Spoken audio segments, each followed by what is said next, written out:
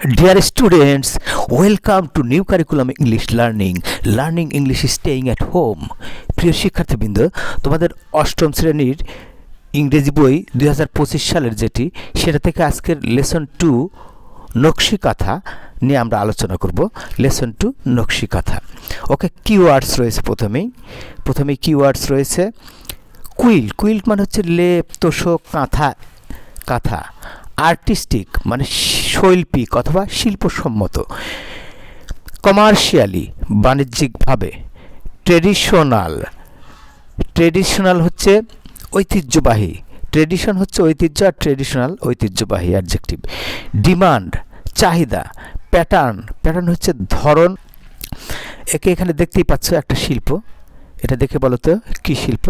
এটা নিশ্চয়ই বুঝতে পারছো, এটা নকশি কাঁথা। আর সে যে নকশি কাঁথা আমরা পড়ব। ওকে, এখানে প্রশ্ন রয়েছে, look at the picture and the questions. এই ছবি দেখতে বলেছে এবং প্রশ্ন দেখতে বলেছে। Then ask and answer the questions. তারপর প্রশ্ন করো এবং উত্তর দাও উইথ ইউর পার্টনার, তোমার সঙ্গীর সাথে। তাহলে এই প্রশ্নগুলো তোমার পার্টনারকে তুমি করবে, সে উত্তর দিবে, আর সে আবার তোমাকে করবে, তুমি উত্তর দিবে। Okay, question 1, what do you see in the picture? ছবিতে তুমি কি দেখতে পাচ্ছ বা পাও। Number 2, what is it called? এটিকে কি বলা হয়? সহজ কিন্তু। Have you seen it before? এটি কি তুমি আগে দেখেছো? হয় আর কোথায়? What do we do with it? এটি দিয়ে আমরা কি করি? ওকে, চলো প্রশ্ন এবং উত্তর নিয়ে আলোচনা করি। সম্ভাব্য উত্তর তোমরা কিন্তু বানিয়ে লিখবে, জাস্ট তোমাদেরকে আইডিয়া দেওয়ার জন্য আমি বলে দিচ্ছি। What do you see in the picture? ছবিতে তুমি কি দেখতে পাও? I see an embroidered quilt in the picture. Embroidered quilt হচ্ছে নকশা করা কাঁথা। আমি ছবিতে একটি নকশা করা কাঁথা দেখতে পাচ্ছি বা পাই। Number 2, what is it called? এটিকে কি বলা হয়? ইট ইজ কল্ড নকশি কাঁথা। কাঁথা কিন্তু এন দিয়ে লিখতে হবে, হ্যাঁ। এটিকে নকশি কাঁথা বলা হয়। Have you seen it before? এ কিন্তু প্রশ্ন উত্তর করতে হবে, প্রশ্ন করবে এবং না দেখে উত্তর বলবে। এটি কি তুমি আগে দেখেছো? বলবে ইয়েস, এক্সপ্রেশন দিয়ে বলতে হবে কিন্তু। Yes I have seen it in my house. এটি আমি আমার বাড়িতে দেখেছি, বা আরও তুমি অন্যভাবে লিখতে পারো। Number 4, what do we do with it? এটি দিয়ে আমরা কি করি? বলতে পারো এইভাবে, we use it to cover ourselves at night. আমরা এটি ব্যবহার করি আমরা গায়ে দেওয়ার জন্য, মানে আমাদেরকে ঢাকার জন্য। টু অ্যাভয়েড কোল্ড মানে ঠান্ডাকে পরিহার করার জন্য। ডিউরিং উইন্টার শীতকালে ঠান্ডাকে এড়িয়ে চলার জন্য আমরা এটি ব্যবহার করি। মোরওভার অধিকন্তু বা এছাড়াও, উই ইউজ ইট আমরা ব্যবহার করি to enhance the beauty. Enhance হচ্ছে বৃদ্ধি করা, সৌন্দর্য। বিউটি হচ্ছে এখানে সৌন্দর্য বৃদ্ধি করার জন্য। কিসের সৌন্দর্য? Of our drawing room, bed, table etcetera. হ্যাঁ, নকশা করা কাঁথা তো অনেক কাজে ব্যবহার করা, সেই কথাগুলো এইভাবে তুমি গুছিয়ে লিখবে। ওকে, এটা হয়ে গেল। Number B, excerpt from the field of the embroidered quilt by Jasimuddin. মানে এটি গ্রহণ করা হয়েছে, এই যেখানে একটা কবিতা দেখতে পাচ্ছ ইংরেজিতে, এটি গ্রহণ করা হচ্ছে জসিমউদ্দিনের লেখা, পল্লী কবি জসিমউদ্দিনের লেখা একটা কবিতা, কাব্যগ্রন্থ, শেষের কবিতা, the field of embroidered quilt, নকশি কাঁথার মাঠ। এমব্রয়ডার্ড কুইল মানে নকশি কাঁথা, দ্য ফিল্ড হচ্ছে মাঠ, নকশি কাঁথার মাঠ। জসিমউদ্দিন নকশি কাঁথার মাঠ থেকে, কাব্যগ্রন্থ থেকে এটি এক্সার্ভ মানে গৃহীত হয়েছে, উদ্ধৃত হয়েছে বা গ্রহণ করা হয়েছে। ওকে, এই কবিতাটা তাহলে পড়ে নিতে হবে। কবিতাটা পড়া, যেহেতু ইংরেজি কবিতা একটু বোঝা কষ্টকর হয়, আমি সংক্ষেপে এই কাহিনীটা তোমাদের বলি, এটা জানা দরকার। নকশি কাঁথার মাঠ কাব্যগ্রন্থ অবশ্যই পড়ে নিবে তোমরা, বাংলায় লেখা জসিমউদ্দিনের। আমি সংক্ষেপে বলি, ওইটার কাহিনী হচ্ছে, মূল চরিত্র রূপাই ও সাজু, এটা গ্রামের ছেলে মেয়ে, হ্যাঁ, তাদের মধ্যে বিবাহ হয়, হ্যাঁ, পারিবারিকভাবেই বিবাহ হয় এবং তাদের মধ্যে খুব সুন্দর সংসার তৈরি হয়, সুখ দুঃখ প্রেম ভালোবাসার সংসার তৈরি হয়। কিন্তু হঠাৎ করে খবর আসে যে তাদের জমি থেকে এই রূপাই হচ্ছে নায়ক আর সাজু হচ্ছে নায়িকা, অথবা মূল চরিত্র রূপাই ছেলে আর মেয়ে হচ্ছে সাজু। তো রূপাই এর কাছে খবর আসে, হঠাৎ একদিন রূপাই সাজু সুন্দর পরিবেশে আছে, কথা বলছে, আনন্দ করছে, প্রেম ভালোবাসা অনুভূতি নিয়ে আছে। হঠাৎ খবর আসে যে তাদের পাকা ধান কেটে নিচ্ছে। তখন কি করে, রূপাইটা চলে যায়, এই খবর শুনে চলে গিয়ে যায় আর ফিরে আসে না। কিন্তু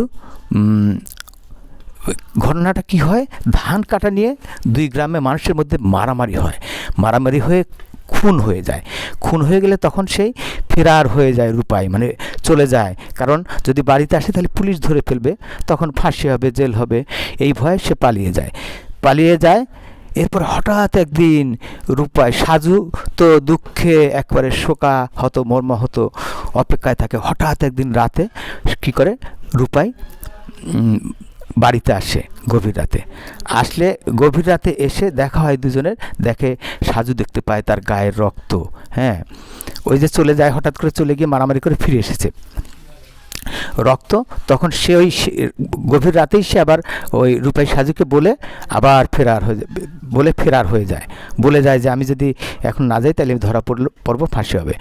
এরপরে কি হয়, তখন ওই স্বামীর দুঃখে, সাজু রূপাইয়ের দুঃখে ভালোবাসায় সে কি করে, আর দেখা হয় না, দিনের পর দিন খাওয়া দাওয়া বন্ধ, কষ্টে সে কি করে, একটা কাঁথা, সেই নকশি কাঁথা নিয়ে বসে, সেই কাঁথার উপর কি করে, এই যে ধরো এই যে কাঁথার উপর এরকম করে নকশা করে সেলাই করে, আমরা দেখছি এই সেলাই করে, আর এখানে তার মনের কথা, অন্তরের ভালোবাসার কথা সে এই কাঁথায় লেখে, খাওয়া দাওয়া বন্ধ দিয়ে লেখে।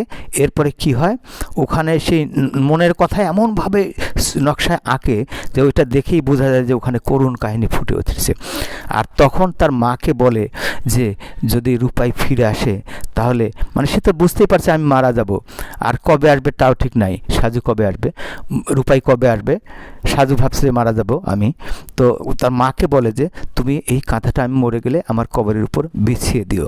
আর রূপাইয়ের প্রতীক্ষায় থাকে সাজু, তার স্ত্রী, এবং যদি কখন আসে তাহলে যেন ওই কাঁথা দেখেই বুঝতে পারবে যে তার মনের কত কথা, সুখ দুঃখের কথা ওই নকশি কাঁথা আঁকা ছিল। এরপরে কি হয়, বহুদিন পরে গাঁয়ের কৃষকেরা গভীর রাতে করুণ বাঁশির সুর শুনতে পায়, আর ভোরে সবাই এসে দেখে যে সাজুর কবরের পাশে এক ভিনদেশি মরে পড়ে আছে। তার মানে বলো তো সেই ভিনদেশিটা কে? বুঝতেই পারছো, সেই রূপাই কবিতার মূল নায়ক।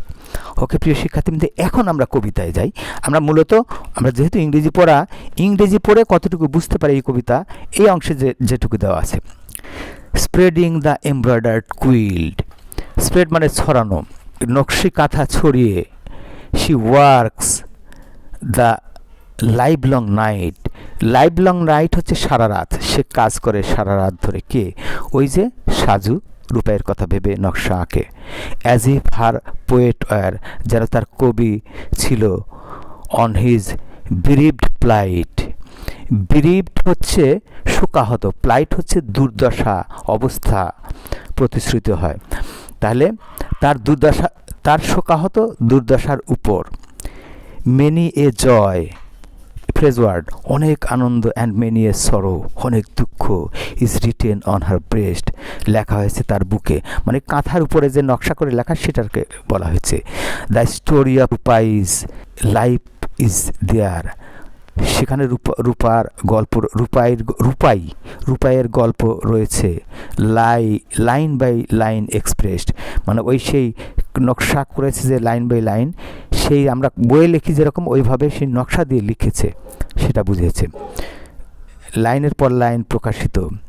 How will he bear the pain mother, সেই দুঃখের কথা আবার সে, এই যে সাজু মেয়েটা তার মাকে বলছে, সে কেমন করে, how will he bear the pain mother, মা এই কষ্ট, পেইন হচ্ছে কষ্ট, সে সহ্য করবে বা বইবে।